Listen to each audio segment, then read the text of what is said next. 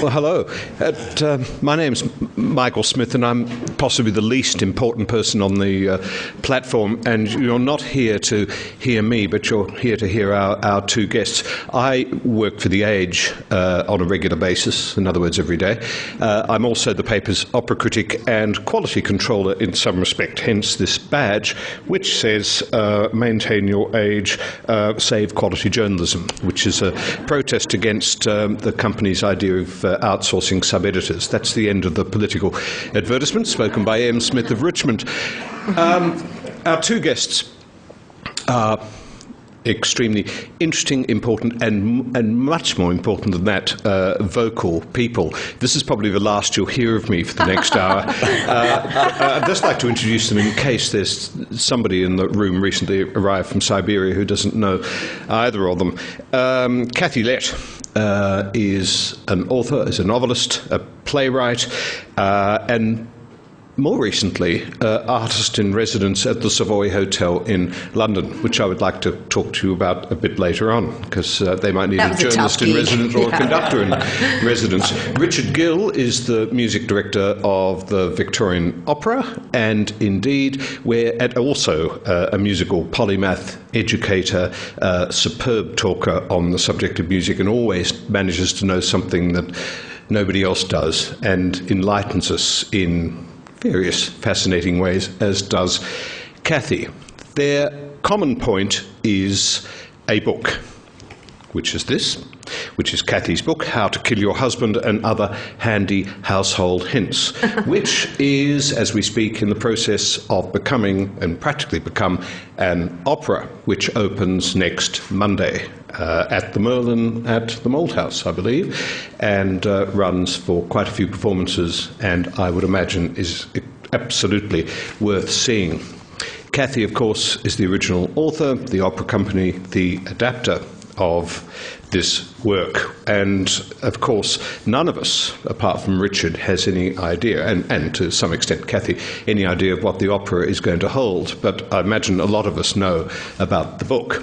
So, a starting point, really. Let's start at the very beginning, and a book and an opera, and how one became the other. Kathy, did you ever expect your book to become an opera?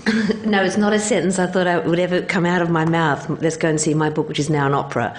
But, I mean, a lot of operas have come from books. Carmen and La Bohème and Turn of the Screw, Henry James. And, of course, even Eugene Onegin, I know it's a poem, but it's so long, that poem, it could practically be a novel. Hansel and Gretel. Salome, so some people think the Bible is a work of fiction. So it's often they come from plays, but they have come from novels, traditionally. And when Richard approached me, and I adore Richard, I mean, to me, he is the musical, he's just a love god. I worship him, basically. I think he looks underdressed without a plinth, And I trust him creatively, completely. And when he came to me and said that he wanted to turn this into an opera, I thought, well, actually, it has got all the elements of an opera. It's got love, lust, jealousy, revenge, betrayal, death. So I could see why he was interested in it. And also because opera is becoming a little bit musty and fusty and a little bit museum piece-like. There aren't very many modern commissions. And in London, they've just commissioned a new opera, the Royal Opera Company did, about Anna Nicole Smith, which got massive publicity and interest there because it's such a rare event to commission a modern opera, isn't it, Richard? So I'm absolutely flattered and thrilled, and I'm basically going to get a tiara welded to my cranium and just wear it for the rest of the week. Well, Richard, how did it come about? Well, who thought of it? I did, and the reason I thought of it was I'd read Puberty Blues and Girls' Night Out because one of the things that we do at Victorian Opera is commission new work on a regular basis. So in 6 years we will have had 7 new operas. And Australian operas, and it's really important to make new work, and it's very important to make new work here and use as much of the resources that we have in the country, albeit in this sense an expat. But what interested me about Puberty Blues and then Girls' Night Out, which is the next one I read, was there was a very distinctive Australian style that Kathy had, and it had nothing to do with literature in the sort of the literati sense.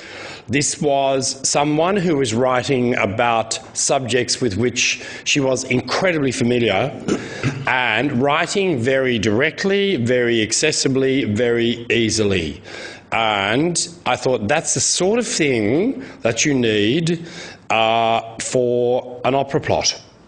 And so when the idea, we talked about How to Kill and the fact that it has a real plot and that there are, as a very interesting play of characters, because what's happened is that, without preempting anything Michael might ask us, is that some of the characters have gone, and one of the characters, there's been a character invented, the character called Angel, who is really important in the idea, and the characters are real. There's no cardboard cutouts. And they deal with real emotions, and we've had people in the room watching certain scenes take place, and I've said to the wardrobe assistants and costume builders and all that, and I've said, how do you feel about that scene? And one of them said, it's really close to the bone, isn't it? I can identify with a whole lot of that stuff. And then another one said, I'm not sure how my mother would feel about that. And I said, well, I'm sure how she'll feel about it, but anyway, the characters are very strong. And Alan John, the composer, has come up with a sensational score. But more of that later probably. But that's how it came about. Can I just say, if I have any skill as a writer at all, it's probably putting into words what women are thinking, but might not necessarily have the chutzpah to say out loud. And really the books are just the way women talk when there's no men around. And I wrote this particular book because from my own angst, because I had 2 children, I was working full-time, but I also found I was doing all the housework. And I was reading all the research that said that even though women make up 50% of the workforce, we're still doing 99.9% of all the childcare, all the housework. And I used to have these fights with my own husband, Jeff, and I'd say to him, you've got to help me all around the house. And he's like, well, I'd like to help, but I'm a man and I can't multitask. And I thought, what a biological cop-out. Can you imagine any man having any trouble multitasking at an orgy? He'd have no trouble at that time. So I thought and all my women friends were feeling so resentful about the fact they were so exhausted, because my generation thought we were going to have it all, but we just ended up doing it all.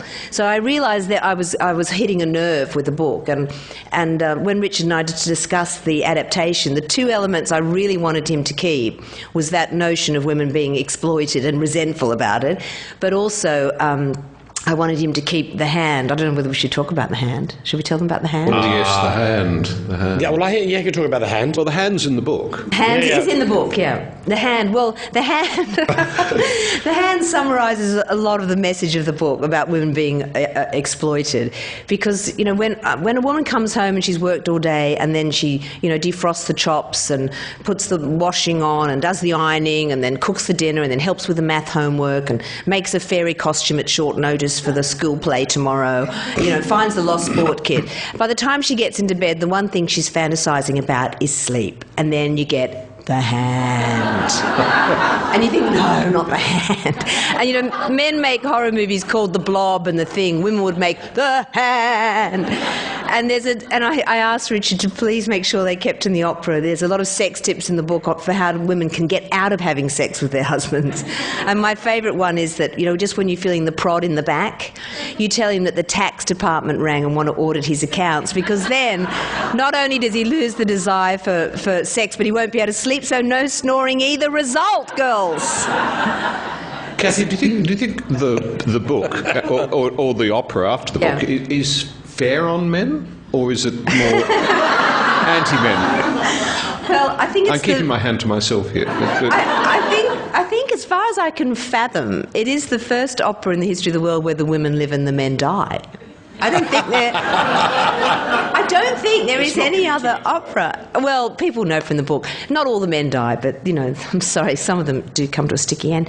And so I think we might go in the Guinness Book of Records as the first opera in the world where the women live. You try and can anyone think of any other opera where the female protagonist lives? I don't think so.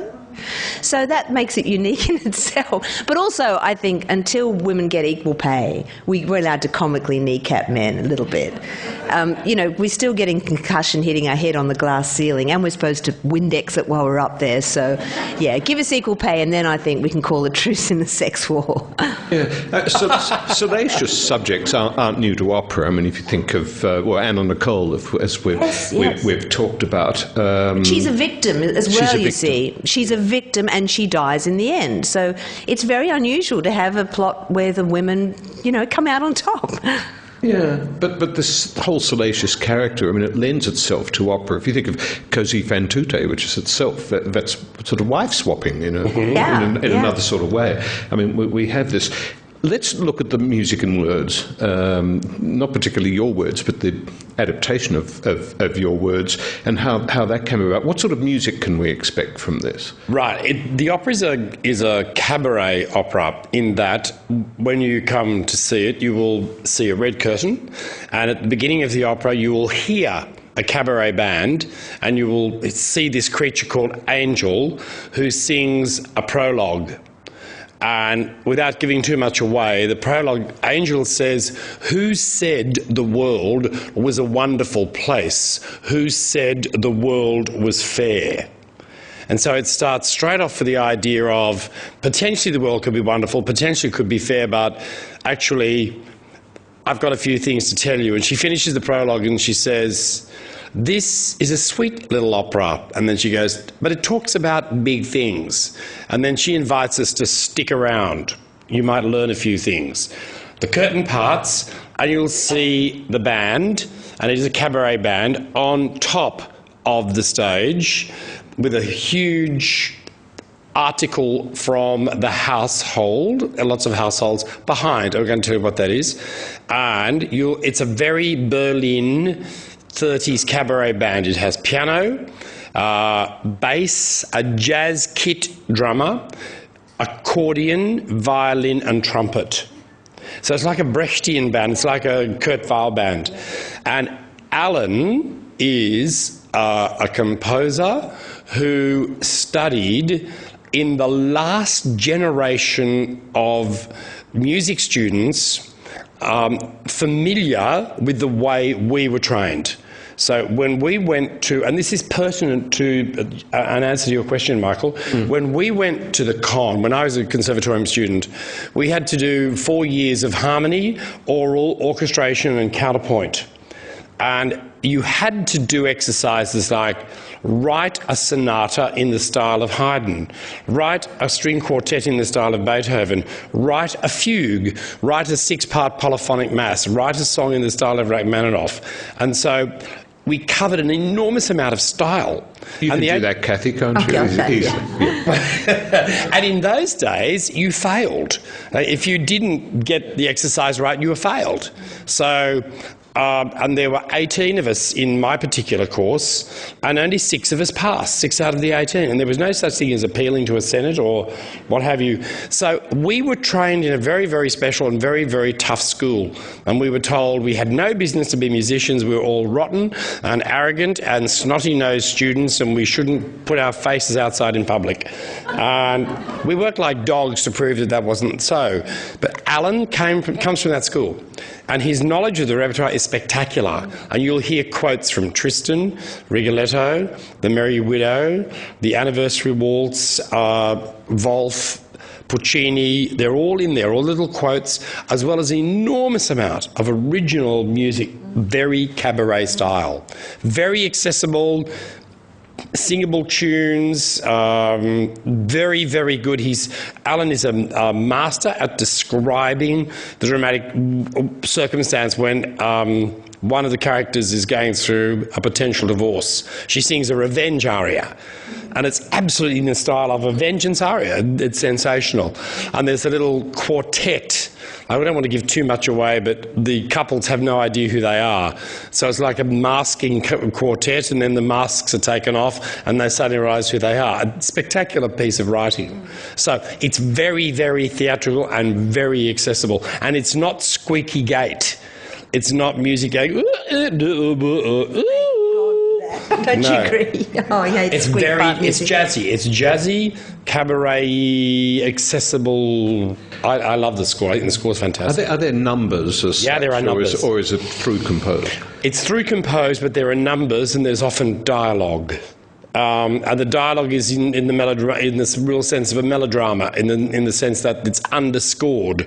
So when there's dialogue going on the stage, the kit will be going, and the dialogue will go on top of that.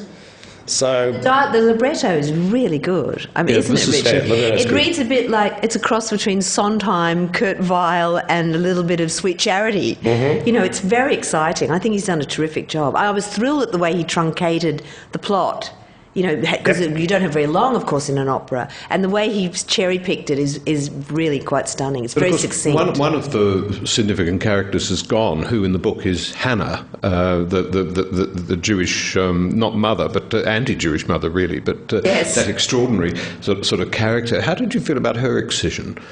Well, I've had a lot of adaptations done of my books for films and things over the years, and you cannot be precious about it. And I've had good adaptations. The Puberty Blues was a very good film, I thought, and I've had terrible adaptations like Mad Cows, which was a film starring Joanna Lumley and Greg Weiss and Anna Friel, which was so bad. If you have a bad adaptation, it's like seeing your own child raped by Cossacks, and there's nothing you can do. And the reason I was so thrilled to work with Rich is because, as I said earlier, I trust him 1,000,000%. We've known each other since I was a teenager, haven't we, I think? Since Kim. Yeah, that's right. I trust his judgment. I mean, he's got such panache and flair and integrity. But, you know, in the film world, I mean, most producers couldn't produce a urine sample. And if they did, it would be so toxic they'd be stamping, you know, due dates in a prison library for the rest of their lives. And after The Mad Cows, the film came out, which was so bad, I did buy back all my film rights because I didn't ever want to go through that experience again. It's really so horrible.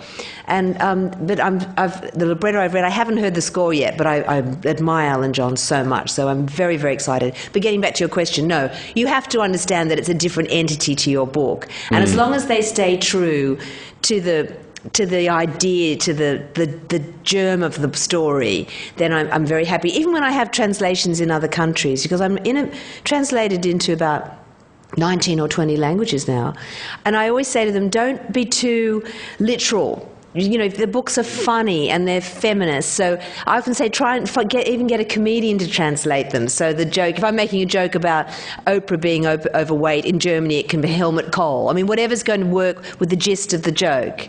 So you can't be too precious. Because with translations, you're living in the dark, really, unless you happen to speak the 22 languages. Yeah, well, that's right. Or some of them. Yeah, or sometimes I have a friend who speaks the language and they check it for me, but you just have to trust them, yeah. I mean, would the opera work in a different language if it was produced, say, in Germany or France or somewhere? Is it that sort of, would it travel like a lot of it would translate very well, even the jokes, because the humour in the opera comes from the circumstance, and it's the difference between wit and humour that when you're listening to someone talk and they make a witty remark, the circumstance may not necessarily be humorous, but what happens is that the actions that the characters go through, there's a particular scene with this character called Bianca, and again, I don't want to give too much away, but she's a sex therapist, and that's a really funny circumstance, and people find that it's very interesting. Some of them people find it really full on. But the thing is, you have to understand the opera is called How to Kill Your Husband. And it's all downhill, and other handy household hints. Yeah. So it's all downhill from there. So if that's the title of the opera, it's not going to be Doris Day. No, it sure ain't. But I am worried. This scene is so funny. I mean, they've made it hilarious in the opera, and it is very raunchy. And my father's coming. Now, my father's 82. He works in optic fiber driver. His name's Mervyn. We call him Optic Merv. But I'm going to take an airline mask for that particular scene. I'm just going to cover his eyes with the mask because it's going to be so embarrassing. Barry Humphries said I should just give him a chocolate box with the, and they've got the code where you have to, so we go, caramel centre to distract him, Richard, some operas have, in the most notably, I think of Mark Anthony Turner. No, I don't. I think of Thomas Addis's Part of Her Face, yes. Which is actually the first opera in history to have oral sex notated as music. Yes. How it's done, I'm not going to tell you because there might be children here under the age of 18. But it's there, and I think Anna Nicole has various references. Can we expect any such musical references? No. It's we'll put up a sign at the front that says people may be offended by scenes. We have to say that now. But we do. We have to say, we have to put up and say, like they do on television. This film will contain coarse language and some scenes which may offend. And we have to do it. So it's a pity because you can look at half the literature of, people call serious literature, and that would contain, most of it is offensive. To someone. Most of it is. Yeah. You look at it, you take, well, anyway, the thing is, no, you won't find that. But what I'd like to put up a sign to warn people that things are boring. I mean, my only commandment is thou shalt not bore. I would put over, what do you call X Factor here in those other shows? Dancing with the Stars, may contain tedium, mind-numbingly dullness, will descend on your brain cells. May contain Bryn Edelstone. I mean, that would be another terrible one. So we're not expecting that. Strobe lighting maybe, but not... No strobe lighting. There's no strobe. But I was talking to the cast about the fact that if you've read the book, you know the end. The example I was making to the cast was the Coronation of Poppaea. I said, now, when you look at this work of Monteverdi's, the Coronation of Poppaea, that's as salacious as it gets in one sense, because that contains... kill Seneca straight off, like Seneca is murdered, and Poppaea is a murderess, and Nero is a murderer, and the entire opera is based on murder and corruption and lust and hate and envy and jealousy. 7 deadly sins. Every one of them is in the Coronation of Poppaea, and yet people revere it because of the way Monteverdi treated it. And we've got hindsight now to look at that sort of music, and we love that music. But we mustn't forget the theme is extraordinary. I mean, Poppaea was a vile creature, as was Nero and Nerone, and the only decent person in the whole thing is Seneca, and he's bumped off very early in the piece. So this opera deals with those themes. It actually deals with people, adults, talking about that you will recognise scenes. And you'll be able to fill in the blanks. And there will be surtitles. So you won't miss anything, I hope. But also, men would probably be surprised to know how candid women are with each other. I mean, aren't we? When you go on a girls' night out, you have to be practically hospitalised from hilarity. It's a coping mechanism for us. It's like strapping a shock absorber to your brain because you have to put up with so much. And it's a great male myth that women aren't funny. And I've heard this in every country I've been on book tour. You still hear people say, there's no funny stand-up comedian. And I think men just say that because they're terrified what it is we're being funny about. I think they presume we spend the entire time talking about the length of their members, which is not true, because we also talk about the width, which after childbirth is much, much more imperative, So the humour is earthy, but it's as long as it's realistic, as long as you're not just being, doing it for effect, then people relate to it. I mean, your book also has serious undertones. Of course, yeah. Very much. So perhaps you'd like to just dwell on a couple of those. Well, the main point I'm always making is that women need to be treated as equals instead of sequels, because it's still a man's world. I mean, it's bad enough in the West, but in the developing world, of course, 70% of the world's population, the poorest people, are female. One woman dies every minute in childbirth in the developing world. I mean, there's no need to tell you how women are treated in many Muslim countries. So, I am a passionate feminist, and that comes through everything I write, I hope, but with humour. humour, because if you can disarm with charm, you have a much greater chance of getting your message over. And women often tell me they'll be lying in bed reading one of my books, and their husband will say, "Oh, what are you reading a book by that man-hating Harridan, you know?" And he'll say, "Read me out a bit," and she'll read a bit. And then he'll go, "Read me another bit," and read another bit. And then the next day the book disappears and he'll take it into the bathroom. You know how men think sitting on the toilet's a leisure activity? I don't know what.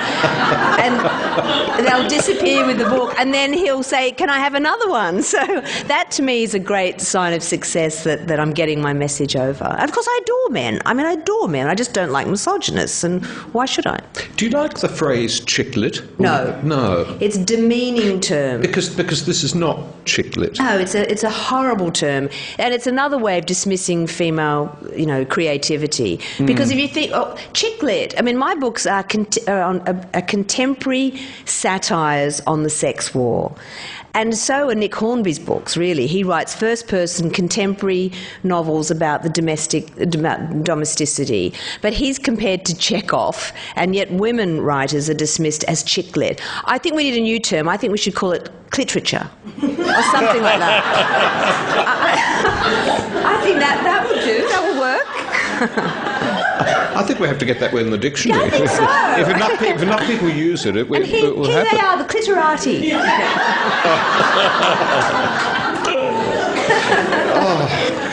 G-spot literature. It's good stuff. Yeah, literature that hits the spot, the G-spot. Yeah. We could go on, but we won't. You could. To be serious, just for a moment, because I'm sure we'll come back to this. The production and the cast. Let's talk about the cast first. You've taken a very interesting step, I think, in casting the husband, the deceased or shortly to be deceased husband, as a countertenor. Now, what was the rationale there, Richard? Right. I thought one of the things about feminism is that many males see it as emasculation, that they're terrified that if a woman takes a stand, that she is castrating. That she's overriding their authority, or she's demanding to be heard, or what have you. And I know lots of blokes who run places who are misogynists. They have a view about women, that women can't do this and they're hopeless and they're blah blah. That still exists. I know that. However, but nonetheless, I wanted to make the point that Toby isn't castrated. Toby is a fully fledged misogynist, yeah. No. Toby's not a misogynist. Toby his character. As a character, he's a misogynist. He's a hideous character. But to me, it made great sense that his wife would be a mezzo. So she's very sultry and strong and powerful and lots of good middle sounds. And that, as a male, his vulnerability is in everything he says. A fascinating idea. And the idea is to make him very vulnerable. You make him sound like a woman. So, to me, it made great sense to try Toby, and it worked. And Alan the composer was not 100% convinced, but he did say to me the other day, "Thank you for insisting that we make Studs a countertenor." And Studs' first music is breathtaking. And I'm going to tell you what it's about, but it's a masterstroke. And then to cast Krista Hughes, who is a rock and roll singer, as the sex therapist seemed to make great sense to me. And Krista sings amazing blues. Krista's voice would cut steel at 300 paces. And it's a beautiful, strong, raw, strident sound. And I cast the angel as a Shirley Bassey type with Melissa Langton. And Melissa is beautiful. She's got this wonderfully rich, full, clubby sound that you associate with a singer like Shirley Bassey. Then straight singers after that. So we've got a soprano, who is Cassie, and then we have a tenor who's Cassie's husband, and then we have a bass baritone who plays Billy Brown the detective, and True Love, and Lawyer. The character of Lawyer is just called Lawyer. So in one sense, we have a Baroque cast with a countertenor. I was just going to say that, harking back to the and what I Baroque. was trying to do was say, look, guys, it all started here with Baroque, with countertenors and mezzos and bass baritones, and now in the modern world we have rock singers and cabaret singers and pop singers. Why not put all those together, and then why not combine all the ideas that have been operatic into this cabaret form? So it's a musical minestrone. Yeah, correct. Okay, now what about the production? How does that fit around this? Right. What sort of carapace can we expect? Naomi Edwards is directing it, and Naomi is a director who's worked. She did the very first piece that we had for the company. She directed Noah's Flood in 2006.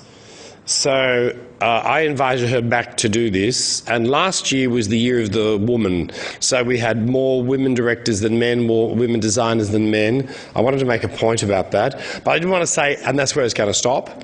So we now have women directors now and women designers and lots of people coming through, ladies designing and directing. And I wanted Naomi to direct this because she's incredibly thorough, and she's a tigress in the room. She's very good with the cast. She's very good at bringing out things in the cast, and also she's not frightened to accept an idea. And that's one of the great things about an interesting rehearsal room, is that you don't have a dominatrix in the room who's saying that's how it's going to be, and that's the end of that. She's extremely generous, and what she has done is direct it quasi-naturally. So you will see there's a mixture of naturalism and highly stylised direction. And there's a scene where Rory and Studs play squash. And they come on after the squash game. And Studs' antics are highly stylised, but you read in it alpha male, and you watch the other male see. It's really interesting how this can be characterised, that Rory looks at Studs and almost admires the fact that he's disgusting. And Rory thinks, getting away with it. Yeah, I'd like to be like that. And Rory actually goes down that track. And all the time, it's very interesting. You see the males getting weaker and the females getting stronger. And one of the characters said to me, I think my character starts off weakly. And I said, no. I said, what you have to watch is that your character may start with shopping but finishes in an incredibly powerful position. And I said, if you look at the way Lorenzo da Ponte and Mozart in Figaro treat Susanna. Yeah. That Susanna comes on, putting her hat on in front of a mirror, asking Figaro, do you think it suits me? There's no indication there that she is now going to drive a 4-act opera and completely manipulate a countess, a count, a servant, a page, and run the whole show. It's her opera. It's her opera. And I said, guys, you have to think like that. Don't think scenes. Think, what's the end of this? Where is the big arch here? What's the trajectory? Yeah. And then they accepted that idea. Kathy, when you see all this happening, and you've yet to hear the music Saturday. as you were I'm going to. Saturday. May I come to the run-through on Saturday? You may. Thank you. But you have witnesses. Yeah, exactly. Yeah. When you see it coming together in this different form, Yeah. what does it sort of say to you about your original characters? I mean, the ones that came out of your head, and in effect, they're much freer now because they're somebody else's responsibility, but you're still there. But because I trust Richard so much, I know it's only going to enhance the characters and make them richer. It already sounds so nuanced, which is so exciting for a creative person to work with people who can actually make something richer and better. But I did want to say something. I know there's a few men in the audience. They're probably thinking, "Oh, is this really?" There's no word for women who hate men, really, is there? There's misogynist, but there's no word. There is a word. Is there a word? I'm not sure. And it's like cisogynous. Oh, is there? Yeah. But I just wanted to reassure them that it's not. It's just aimed at the satire is only aimed at men who deserve to be, have sort of the odd comic raspberry blown at them. And also, I'd like to say that it's not as though women are asking for that much. I mean, basically, we want a man who communicates communicates with us, because I often feel that my small intestine communicates with me more often than my husband. We want a man who does the odd sensitive thing with snow peas in the kitchen, because the way to a woman's heart is through her stomach. That's not aiming too high. And we want a man who knows the Kama Sutra is not an Indian takeaway. That would be quite good. And, you know, really, if you ask any woman what she really wants in bed, the answer is breakfast. And I don't think that's a lot to ask for. And that's basically the message that's coming, that the book and the opera is about, because it is all set in a very domesticated scene, isn't it? Oh, I mean, hugely. So it's heightened realism, really, and it's just saying, just treat us fairly.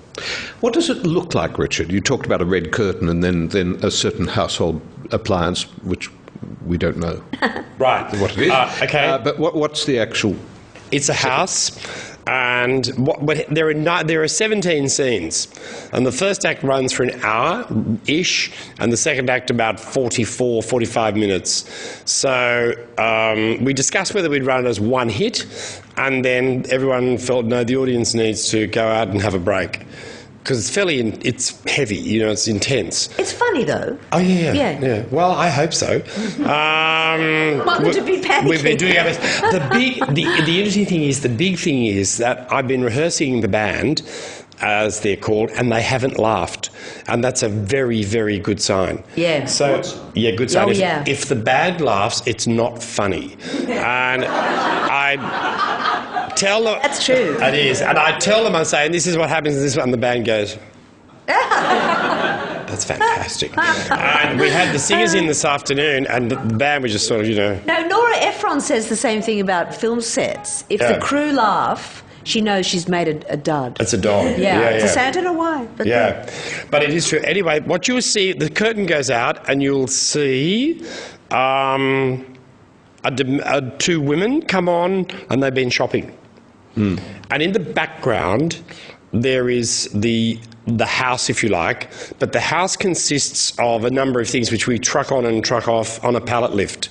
So a couch comes on to represent the living room, that's on a pallet lift. Then the couch goes off, then the bar comes on to represent the nightclub. Then Bianca has a very special cushion, a therapy cushion. And then a kitchen cabinet comes on. IKEA have been very good, and they've given us a kitchen cabinet and the couch, etc. And so there's a kitchen scene. And the hand, famous hand, takes place in the kitchen. So, great. So it's very, and all the costuming is immediately identifiable, like the boys in their squash, and it's sort of a mixture of 50s, 60s, sort of retro. Yeah, Byron Bay meets Erskineville meets Chadston meets Toorak. And so wow. It's all of that. It's all, you know, it's deeply eclectic. And Bianca, the sex therapist, is into Indian music, and she does what she thinks are Indian gestures, and she dresses herself in leopard skin. So can't wait for all this. This is quite something. Kathy, you in your book, the dedication is to your parents. If I can just find it, and their 50th wedding anniversary, and all this lovely thing. The importance, therefore, of parents to you, and indeed possibly as yourself being a parent, and the thread of parenthood that runs through here is quite affectionate.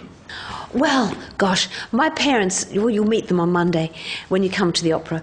They're absolutely lovely, but I had a troubled relationship with them when I wrote Puberty Blues, because I was only a teenager when I wrote that book. And I don't know if you remember it, but it is very graphic. And it's about the fact, you know, it's about teenage girls having sex in the back of panel vans. And because the Australian men I grew up with think sex drive means doing it in the car. And I'm sure a lot of you have got a steering wheel imprinted on your backs from your youth. But Shag and wagons. Shag and wagon. Yeah. I think it's because of that sign on the rear vision mirror that says, objects in this mirror may appear larger than they are, you know. But anyway, it was a very edgy realistic book about the exploitation of teenage surfy girls. And my mother was a headmistress in the area, and my dad goes to the Catholic Church, and a lot of people were very upset about that book. So we made a pact then that they wouldn't, my parents, whom I adore, wouldn't read my work, because, it's not for them. So we made this sort of pact. Oh. So Monday night's going to be a bit of a shock for them, I know. But they are wonderful. But the last book I wrote, the one I wrote after How to Kill Your Husband, was called To Love, Honour and Betray. And I set it back at Cronulla Beach, where Puberty Blues is set, but as a mother, because now I've got a teenage daughter of my own. I could see it through the other end of the telescope, and I felt so sorry for my own mother because I was Attila the teenager. And I don't know if any of you've got teenage daughters, do you? I'm sure you've raised them. I mean, it's almost like living with the Taliban. You're not allowed to laugh, sing, dance, or wear short skirts, nothing like that. And I have got a fantastic survival tip for any mothers, though, who are raising teenage daughters. If next time your teenage daughter hits you and kicks you and says, "I wish you'd just die," just take a big drag on a cigarette, a big gulp of wine, and say, "I'm doing my best, darling." So it is ironic, really, that I'm now in the similar position that my poor mother was when I was that age. Do you think Puberty Blues, either of you, would make a good opera? Well, we're doing it as a musical, actually. Yeah, the people who did Priscilla are doing Puberty Blues next. Yeah, which is really exciting. And I've got to cast a lot of young, gorgeous men, so I'm going to drive around town with a casting couch strapped to my roof racks, of course. But mind you, now I've seen the tenor. I've seen a picture of the tenor, who's gorgeous, the man that Richard's cast. I'm thinking, have we got time to write in a nude scene? Have we got time? We've got till Monday. We might be able to do it. Yeah. So, Richard, has the opera itself changed very much from its gestation to what we're going to see on Monday? Has it gone through that sort of usual series of checks and balances and whatever things you do to operas to get them started? Less than any work I've ever done, particularly with Alan. But often we will get an opera in rehearsal, and as I said, this is our 7th new work in 6 years, and it's not uncommon for us to rewrite a whole slab of a scene or cut a scene entirely, and that's not necessarily a happy thing for a composer or a librettist. And I can think of an opera where we cut nearly 2 hours out of the work. But that was in the interest of the public, and it was very important to do that, and we got a really good piece. But how long was it to start? 3 3/4 hours. Okay. So I conducted it, I did it, and but the thing is, you have to trust the people. Once the composer and the librettist hand the work over, you've got to trust them. You have to trust the people who are doing it, and say, look, this works, this won't work, this won't work. 99 times out of 100, a composer will come and say, "Thank you, I had no idea that was so hideous." And they will say thank you, and a librettist will say thank you. Or they put in things that are funny. They think they're funny. And I'll give you an example. In Rembrandt's Wife, which Andrew Ford and Sue Shmith wrote, when Rembrandt meets Giertje for the first time, he says, "What's your name?" And they had quoted Bohème. And they quoted, "They call me Giertje, but my name..." And they thought that was funny. And when the cast saw it and then they sang it, and and Andrew and Sue just fell about laughing, and I thought, oh dear. So I had to deal with it, and I just said, "Andrew, that's not funny." And people in the audience here to go, "Oh." Did the band laugh? Well, it was yes. cast. It was cast. It was cast. It's in Bliss. Pardon? It's in I Bliss. know it's in Bliss. I know it's in Bliss. And I don't know why people think it's funny. Yeah. No. It's not. It's also plagiarism, isn't it? And no plagiarism. I got a really good lesson. It's never stopped a composer. No, exactly. Yeah, Andrew Lloyd Webber is arriving next week, isn't he? I didn't say. But I remember getting a very good lesson in comedy from Anthony Besch. And Anthony Besch was a director, and I worked with him in the 60s, a million years ago. And Anthony's direction Anthony used to have them on the stage and say, "Take that over there, now put it there, and that's funny." And it was really. But the minute someone said, "What about if I did that?" That's not funny. And he directed comedy at like the most. He sounds like the Good Time Gestapo, doesn't he? But it was funny. It was funny. It was absolutely funny. Yeah. He knew how to direct comedy. Yeah. And it's tough. Comedy's tough. Yeah. Really tough.